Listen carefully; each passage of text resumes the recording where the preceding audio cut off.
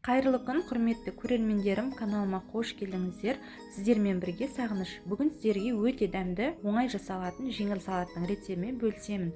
Міндетті түрде жасап көріңіздер, өте дәмді болып шығады. Барлық құрамы қолжетімді заттардан тұрады. Міндетті түрде видеоны соңына дейін өткізбей қарап, каналыма тіркелуді ұмытпаңыздар. Алдымен осылай піскен жұмыртқамызды қиғаштап турап аламыз. Туралған 3 жұмыртқамызды ыдысқа саламыз және балғын қиярымызды тураймыз. Жазбаша толық рецепті видеоның астында описаниеге жазып қоятын боламын. Міндетті түрде қарап алсаңыздар болады. Егер де сіздер көп жасайтын болсаңыздар, көлемін яғни үлкейтіп, 2 есе ұлғайтып жасасаңыздар болады.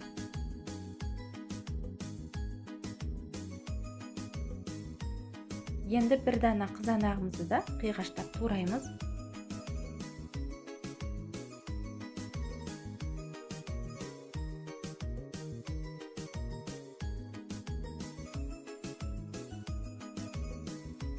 Жуылған салат жапырағында жіңішкелеп тураймыз.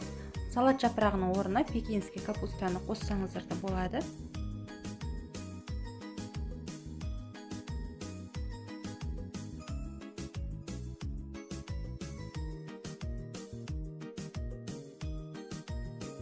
Жарты банкідей консервідей кукурузы қосамыз. Үстіне 2 ас қасық майонез немесе қаймақ қосып араластырамыз. Дәміне қарай жарты шай қасық тұз қосамыз. Өте дәмді жылдам салатымыз дайын болды.